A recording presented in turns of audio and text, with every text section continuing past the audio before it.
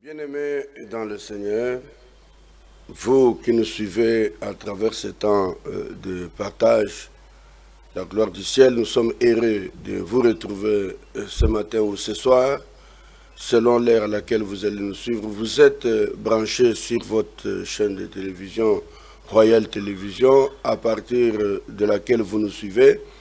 Un temps où nous parlons de la parole de Dieu, un temps où nous préparons l'Église à comprendre et à se préparer à rencontrer le Seigneur.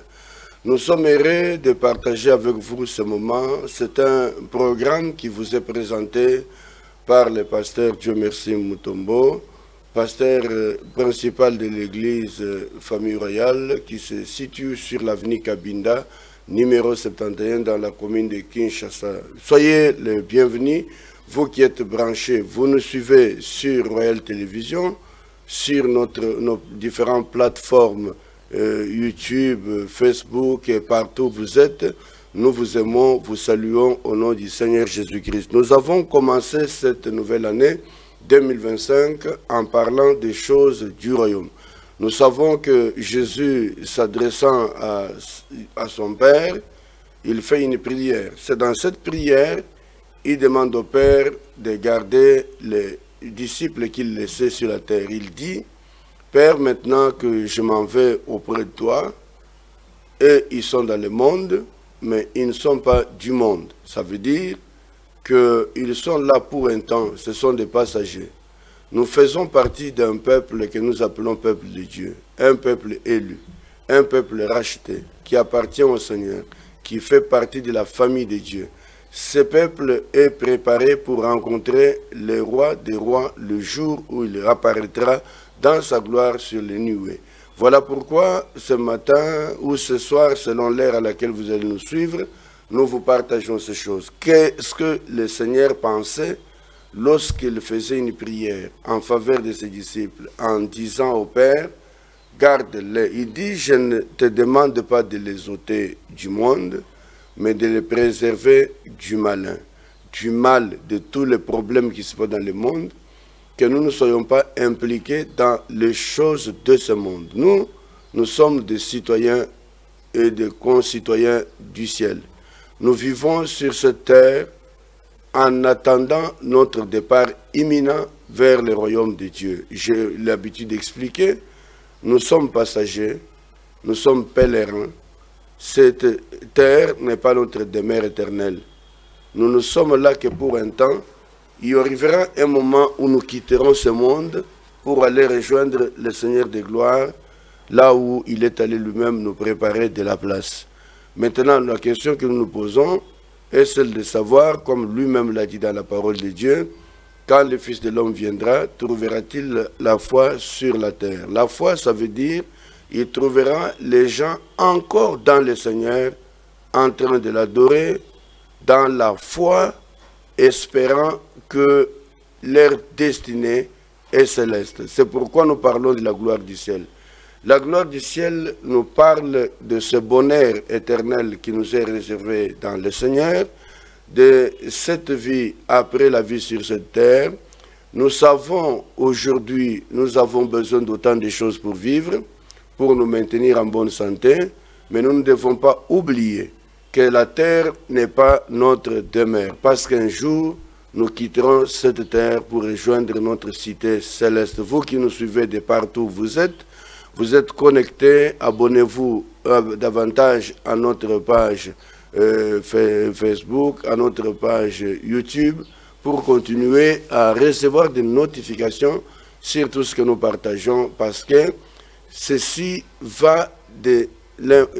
Tiens, ça a une grande importance pour votre vie, vous qui aimez le Seigneur. Même vous là qui êtes encore distrait, qui n'avez pas encore compris que vous avez un choix à faire pour la vie, il faudra que vous compreniez que le moment arrive où toutes ces choses du monde passeront, nous les laisserons et nous irons à la rencontre du Seigneur. La chose la plus importante avec laquelle j'introduis en ce moment, avant que nous puissions évoluer, c'est que je vous dis que la terre sur laquelle nous vivons aujourd'hui n'est pas notre demeure éternelle. Il arrivera un moment où nous laisserons ce monde. Et ma question est de savoir, lorsque tout prendra fin, quelle sera ta fin à toi? Ou en d'autres termes, où passeras-tu l'éternité? Seras-tu dans la gloire de Dieu ou seras-tu dans le tourment éternel, là où tu n'as plus d'espérance?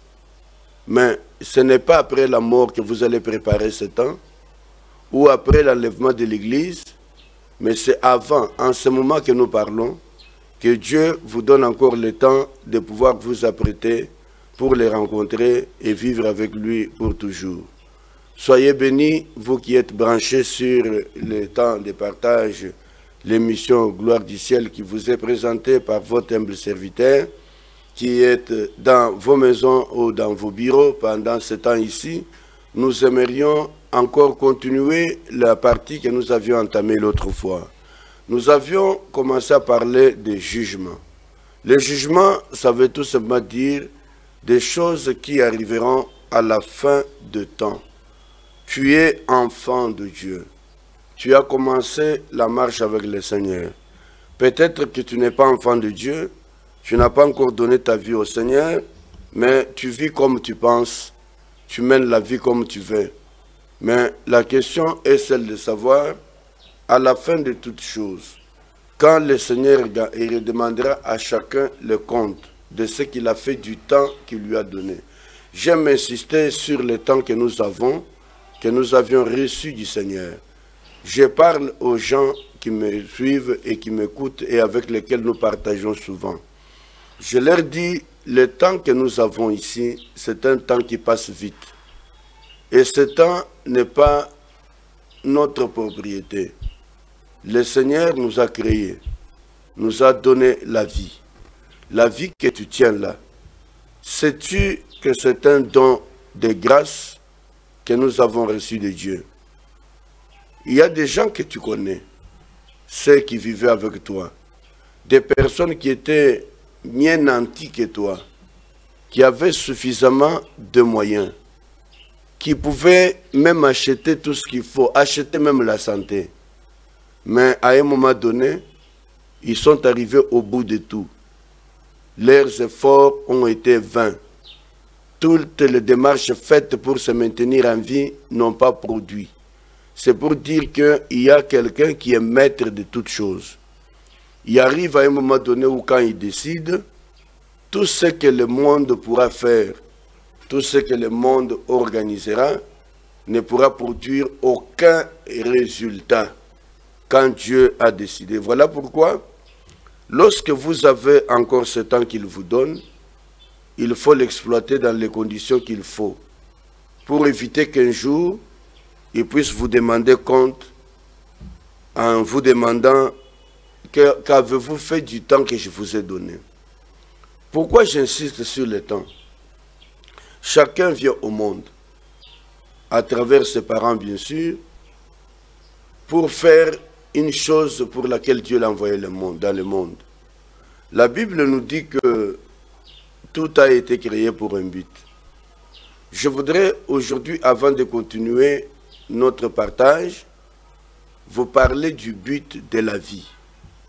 Si la Bible dit que tout a été créé pour un but, ça veut dire que chaque chose qui existe a une finalité, a une fin. Maintenant, la Bible précise encore, même les méchants, il existe pour les jours de sa destruction.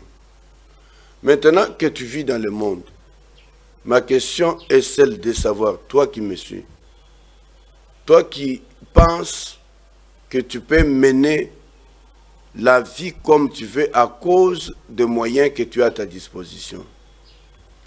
Est-ce que tu sais que Dieu t'a donné ces moyens pour que ça soit utile au royaume et que ça puisse apporter encore du bonheur à plusieurs qui sont autour de toi? Mais toi, tu te rends compte aujourd'hui que tu es riche, tu exploites les moyens que tu as pour détruire les gens. Combien de mariages de gens tu as détruits? Combien d'enfants d'autrui tu as fait avorter? Combien qui n'ont pas été d'accord avec toi, tu as ôté leur vie. Est-ce que tu penses que le Seigneur est d'accord avec toi? J'aimerais te dire, bien-aimé dans le Seigneur, que le temps passe vite. Et il y aura un moment où tu vas regretter pour n'avoir pas fait ce qu'il fallait de meilleur. Je vais vous parler d'une histoire que Jésus nous donne dans une parabole dans la parole de Dieu. L'histoire de l'homme riche et de Lazare qui était un simple pauvre homme. La Bible nous dit que deux personnes ont vécu sur la terre. Chacun avait sa vie. L'un était riche, comblé de grâce et de bonheur. L'autre était pauvre, n'avait pas de moyens.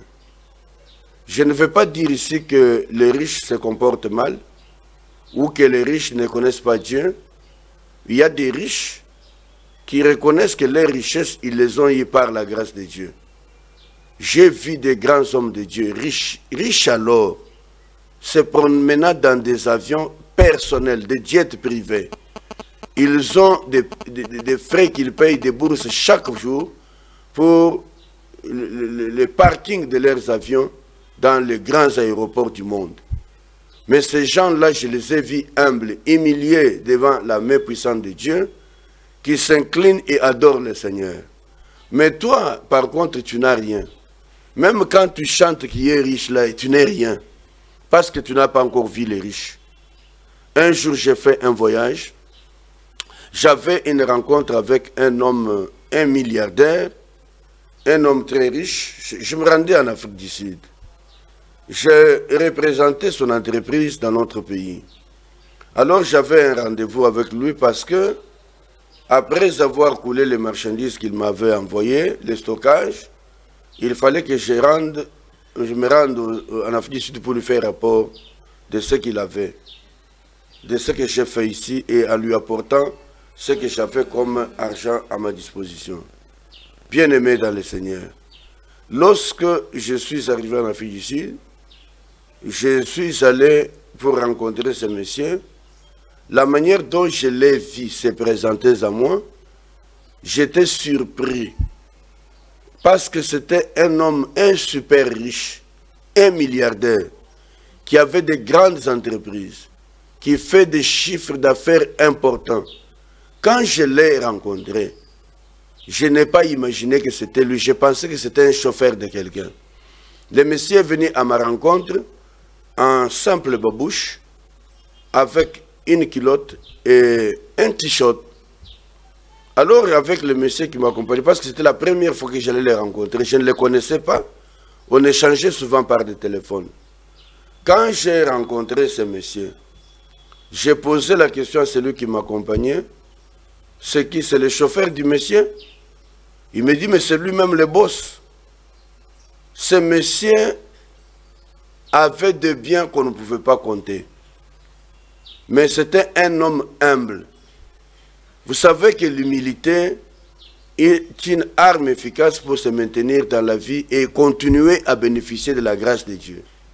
Il y a beaucoup de gens qui ont dérapé, qui sont à côté, à cause d'un peu de biens, un peu d'argent qu'ils ont à leur disposition, qui ne représentent absolument rien par rapport à ce que les autres ont dans le monde. Mais ils sont tellement imbus d'eux-mêmes et qu'ils croient qu'il est super-homme au-dessus de tout, même au-dessus de ce qu'on appelle Dieu. Ils pensent qu'il peut diriger le monde. Je suis venu aujourd'hui pour vous dire, un seul a le contrôle du monde, c'est le Dieu créateur. C'est lui qui a même sacrifié son Fils, le Seigneur Jésus-Christ, pour nous racheter et nous ramener à lui. Mais quand tu continues à mener la vie comme tu le fais, j'aimerais te dire, bien-aimé dans le Seigneur, même si tu ne connais pas encore le Seigneur, si tu as l'occasion de me suivre à travers cette tranche, sache que c'est un son de cloche que tu reçois de la part de Dieu, un appel qui t'adresse pour que tu commences à prendre des décisions importantes dans ta vie, de revoir la manière de vivre, ta conduite et ton comportement. Parce que ce que tu fais, est-ce que ça peut te rassurer un avenir glorieux auprès de Dieu? Dans cette tranche, la gloire du ciel, nous vous partageons les choses qui font votre bonheur. Je suis venu pour te dire que le bien que tu as, ce n'est pas ça le bonheur. Nous avons parlé de cette question dans notre ouvrage que nous avons intitulé « La réponse de Dieu face à l'aspiration de l'homme au bonheur ». Je sais que l'homme veut le bonheur. L'homme pense que le bonheur se trouve dans les biens matériels. Il pense qu'avoir beaucoup de femmes, avoir beaucoup d'enfants, avoir beaucoup de maisons, de véhicules, de biens, rouler de carrosses, c'est cela la vie. Mais j'aimerais dire que ces choses ne représentent rien. D'ailleurs, je t'informe que les choses pour lesquelles tu te réjouis ne t'appartiennent pas. La preuve, c'est que le jour que tu mourras, tu vas aller seul dans la tombe. Quand on va te placer dans le cercueil, tu ne partiras même pas avec un seul rond de ton argent. Non, pas du tout.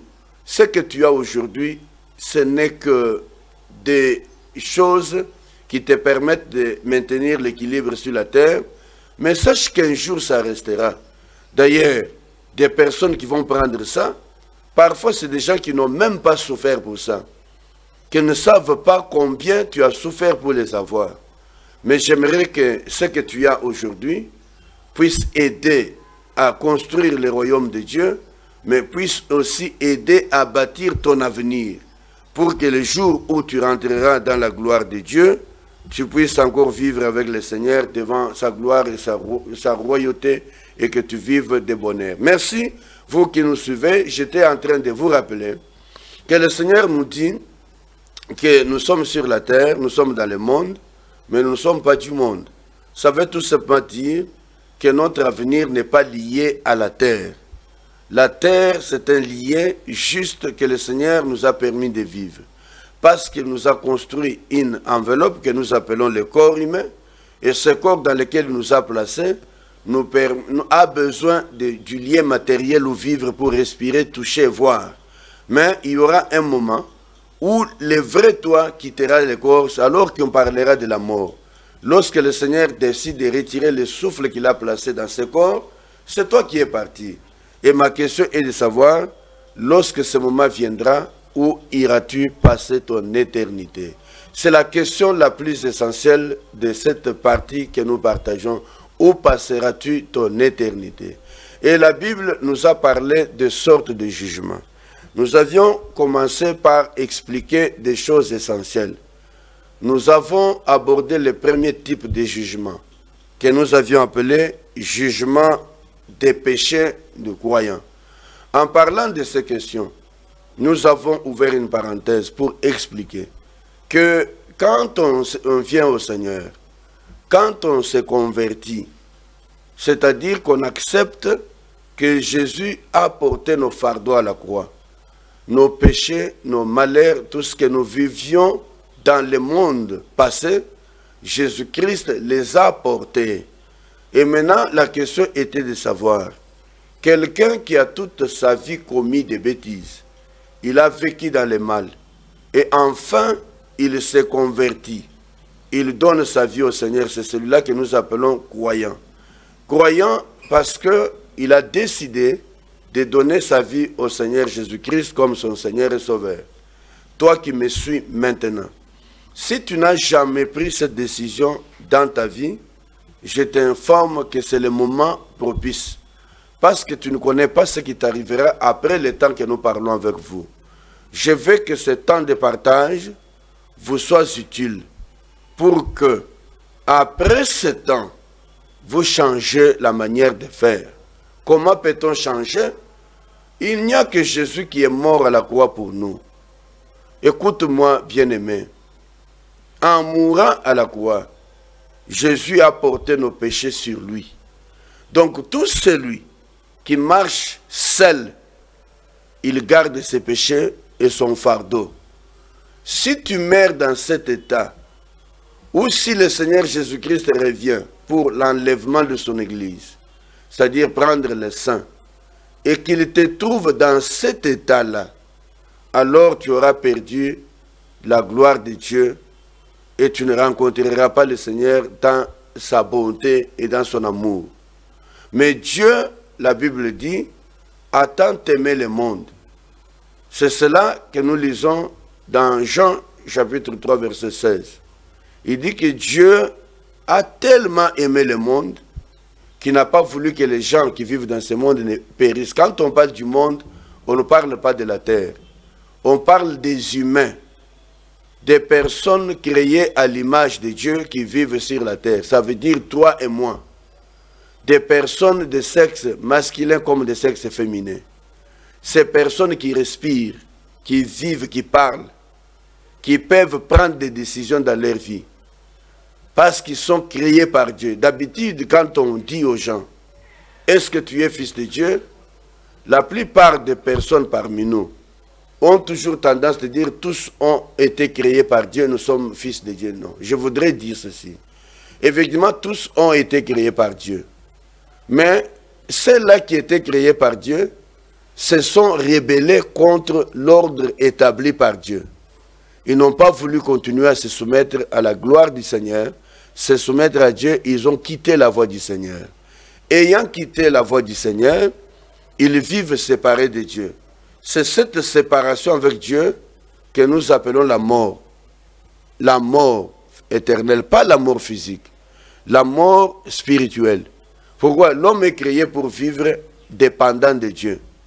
Si à un moment donné, l'homme qui est appelé à dépendre de Dieu décide de faire route seul et tourne le dos à Dieu, il a détruit l'ordre établi par le Seigneur, qui est de voir l'homme dépendre de lui. Et dans ces conditions, il est en séparation avec Dieu.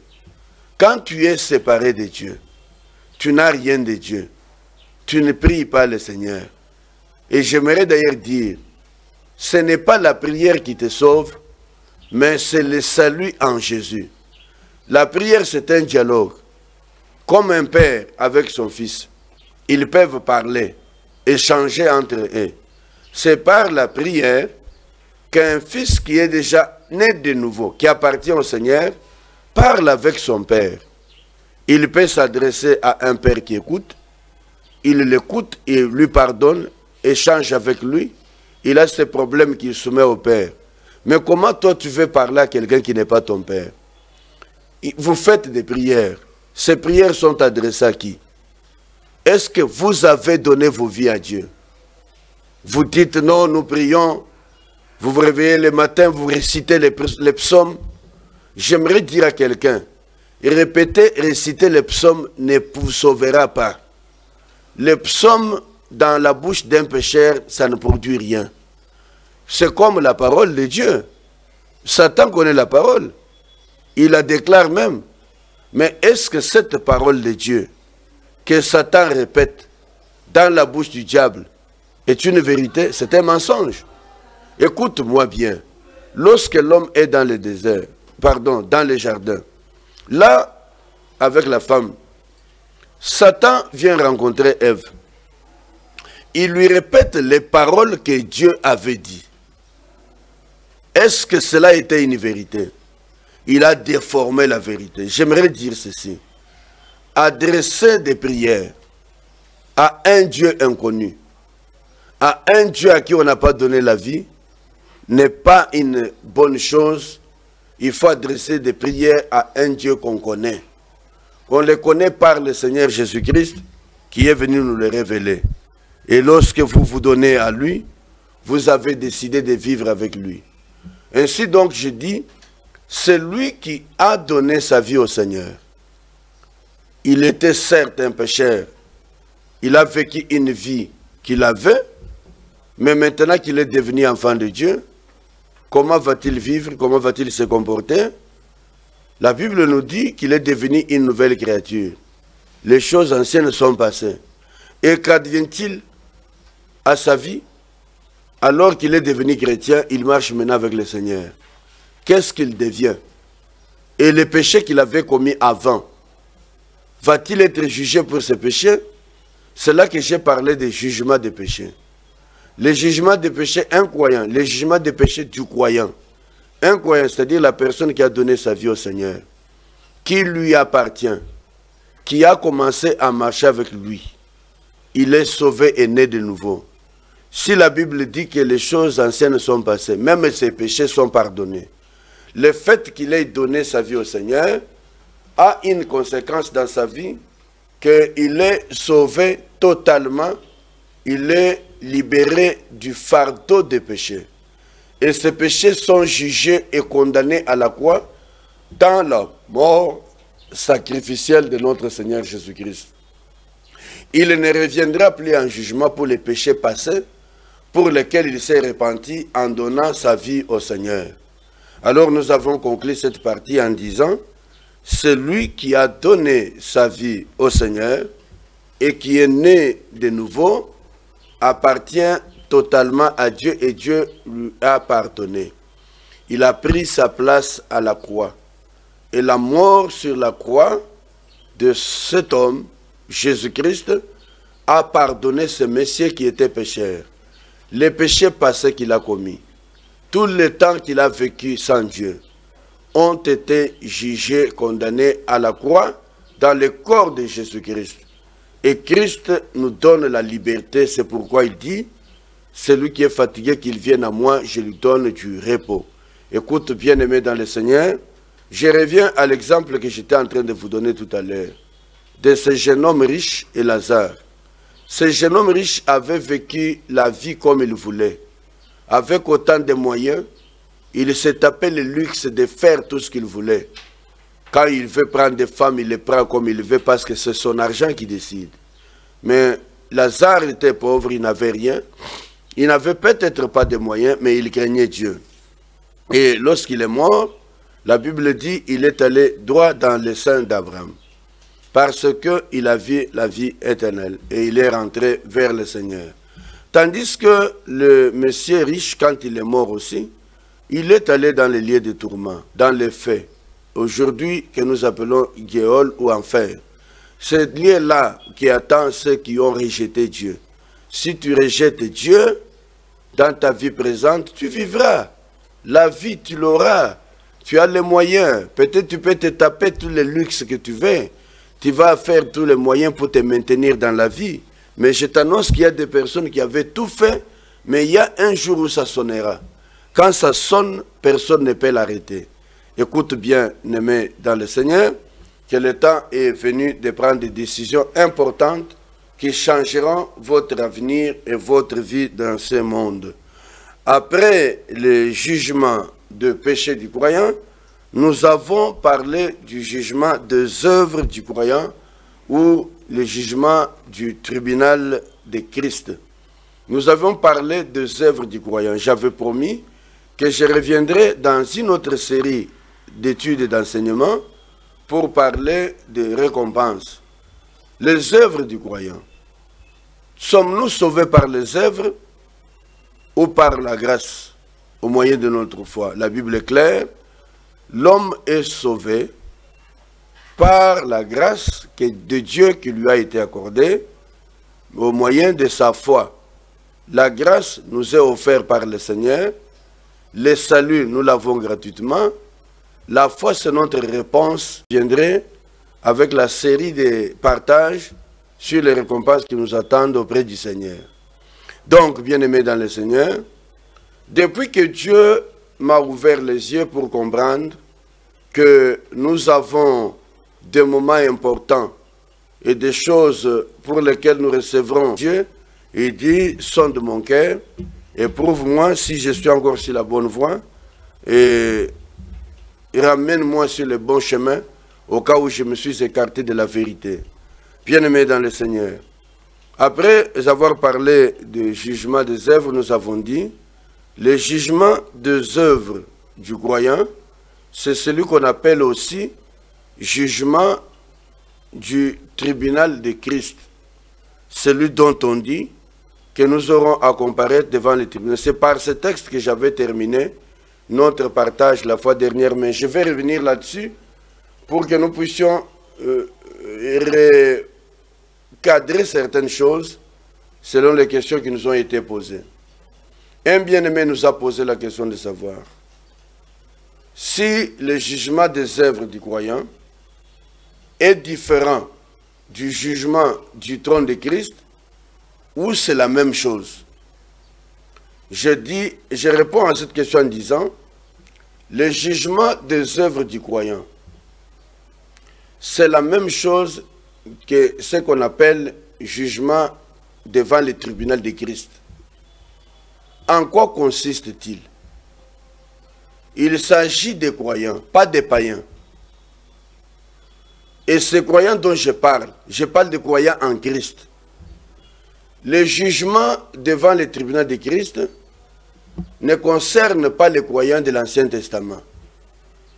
C'est les croyants en Christ qui se présenteront devant le tribunal de Christ pour rendre compte de ce qu'ils auront fait pendant leur temps de vie dans la chair.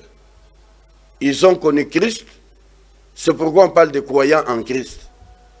Et ils sont devant le tribunal de Christ. En d'autres termes, ils vont rendre compte à Dieu de tout ce qu'ils ont fait durant leur vie pendant qu'ils vivaient dans le corps que Dieu leur avait donné. Que se passera-t-il? Ce jugement commence quand? Ce jugement devant le tribunal de Christ a lieu après l'enlèvement. Je vous ai parlé déjà des questions relatives à l'enlèvement. Ça veut dire que, à un signal donné, au son de la trompette de Dieu, à la voix de l'archange, le Seigneur Jésus-Christ descendra du ciel. Quand le Seigneur descend du ciel, il ne va pas venir sur la terre. Il sera dans les nuées. Et la Bible dit que les morts en Christ, ils ressusciteront, premièrement. C'est-à-dire les morts en Christ,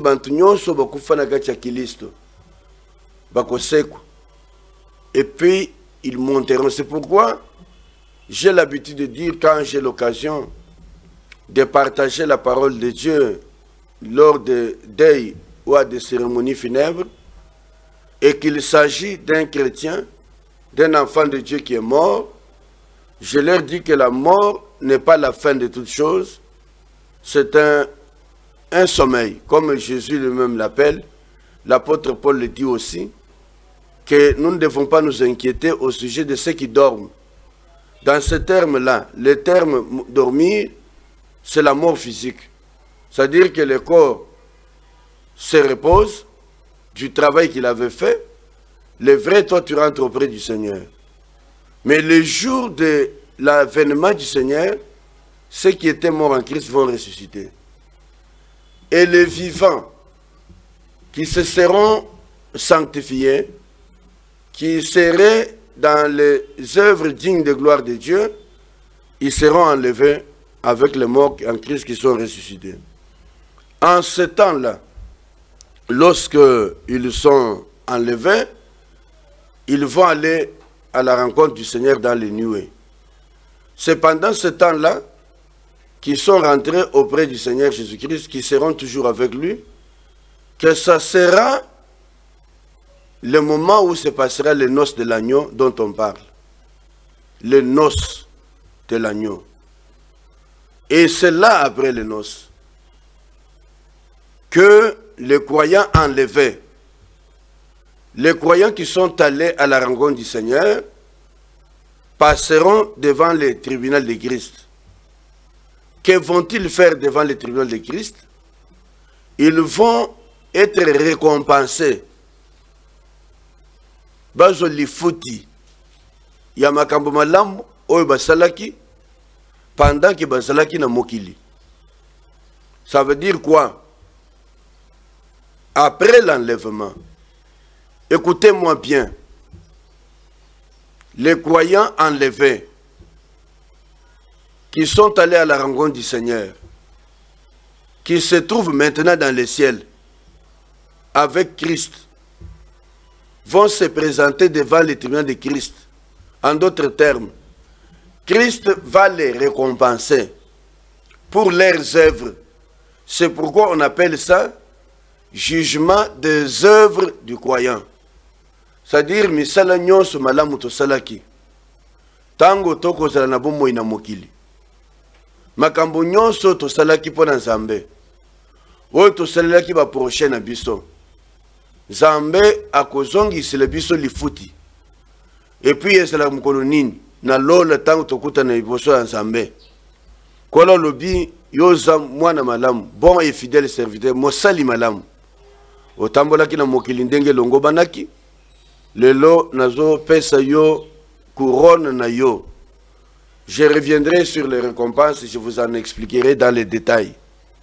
Mais les jugements des œuvres du croyant, et elingi koloba ke bakilisto o batombwami baki okutana na nkolo na bokonzi na ye bakokomaka liboso ya Yahweh bakolakisaka bango misala na bango basalaki na mokili pona misala malamu nyonso oyo sali tango oza na bomoi na kati ya nzoto na yo lola ekofuta yo ndenge nini liboso ya oyo tobengi tribunal de Christ esika wapi misala malamu na yo ekozala récompensé kolo koloba na yo bon et fidèle serviteur osali musala malamu. C'est ça le jugement devant le tribunal de Christ. Donc pour dire, pour la question qui a été posée, le jugement des œuvres du croyant, c'est la même chose que le tribunal, c'est-à-dire, bazali ko futa yo pona misala malamu salela ki Nzambe, mais kozala liboso ya tribunal ya Christ dans le ciel. Quelqu'un d'autre m'avait posé la question, quand est-ce que ce jugement aura lieu? Je viens d'y répondre. Ce jugement aura lieu dans le ciel après l'enlèvement de l'église. Kilisto atomboli ecclesia na ye, basantu bakeiko kutana na ye na kembo na ye, baleki na nosa ya agneau, sima ya makambongo, Nzambe azongiseli moko na biso, bolamu oyo asalaki tango azaki na mokili. Yango nazo exhorte ndeko mwasi ndeko malamu. Zalaka malamu na bantu. Vandaka bien na bantu. Kozalate on dirait oza conducteur ya bantu nyonso. Bantu nyonso bazala sumi na yo. Motema mabe panda koza na biloko. Nakamoka ndenge nini. Banto bapambwama. Baza na mbongo. Baza na nyonso. Me motema mabe koleka banto baza na eloko te. Okomona muntu asa ne loko te azo partager muke wa sana. Mais les riches, faut voir comment ils traitent les gens. Toi tu as tout. C'est toi qui pouvais aider les autres. Quelles sont les œuvres que tu produis? Nous disons que le jugement devant le tribunal de Christ, c'est le même que le jugement des œuvres du croyant. Et ce jugement a lieu dans le ciel après l'enlèvement. Voilà, bien-aimés dans le Seigneur, notre temps est allé vite. On nous fait signe à la réalisation que nous sommes à la fin de notre temps réglementaire. Nous voulons dire merci au Seigneur de nous avoir mis en contact avec vous qui nous suivez. Nous vous aimons et nous vous demandons de continuer à prier pour cette émission. Si vous avez un soutien pour accompagner cette émission, ça sera le bienvenu. Vous pouvez soutenir la diffusion de cet évangile. Nous avons besoin d'atteindre des milliers et des milliers de personnes. Nous avons choisi ces moyens médiatiques pour pouvoir diffuser cette émission. Mais nous sommes également sur YouTube et nous partageons sur notre page Facebook. Vous pouvez aussi partager cette émission à travers notre compte YouTube pour permettre à tout le monde de suivre. Abonnez-vous massivement, permettez-nous de diffuser cette émission et d'atteindre plusieurs personnes. L'émission vous a été présentée par votre serviteur, le pasteur Dieu Merci Mutombo, qui est pasteur responsable de l'Assemblée chrétienne Famille Royale, Oyezali Navni Kabinda, numéro 71 dans la commune de Kinshasa. Nous sommes disponibles, notre adresse défile devant vos petits écrans. Nous avons également notre numéro de téléphone. Vous avez besoin de nous contacter, ne manquez pas de le faire. S'il y a une question, envoyez-nous votre question. Nous allons répondre dans la prochaine émission. Que le Seigneur vous bénisse. Nous sommes à la fin. Permettez que nous terminions ce temps par un petit moment de prière. Merci Seigneur pour ta grâce, ta bonté et tes merveilles. Tu nous as permis ce matin d'avoir le souffle de vie et nous présenter devant ton Père pour partager ta parole. Nous avons fait ce que nous pouvons. Nous avons besoin de la grâce et la faveur de Dieu. Permets à ce que tout celui qui a eu à suivre cette émission soit béni, comblé de ta grâce, que ta visitation soit avec lui. Dans le puissant glorieux nom de Jésus-Christ, nous t'avons élevé, nous t'avons béni. Continue à aider tous ceux qui, à travers cette émission, ont été interpellés, qu'ils ont besoin de te rencontrer et commencer une nouvelle vie avec toi. Que la grâce de Dieu, l'amour du Dieu Tout-Puissant soit le partage, mon Seigneur. Fais quelque chose pour eux et pour les ramener auprès de toi. Nous voulons que nous puissions bénéficier. Continue à soutenir cette émission et la diffusion de cette émission. Donne-nous la force et l'énergie pour que nous ne manquons pas aucune occasion pour parler de toi. Au nom de Jésus, nous t'avons ici prié, Père, et nous avons béni chacun qui nous suit, qui nous suivra de partout où il est. Que la gloire et l'honneur te reviennent à toi seul. Au nom de Jésus. Amen. Amen. Au revoir. Le Seigneur vous bénisse et à la prochaine. Merci. Bye.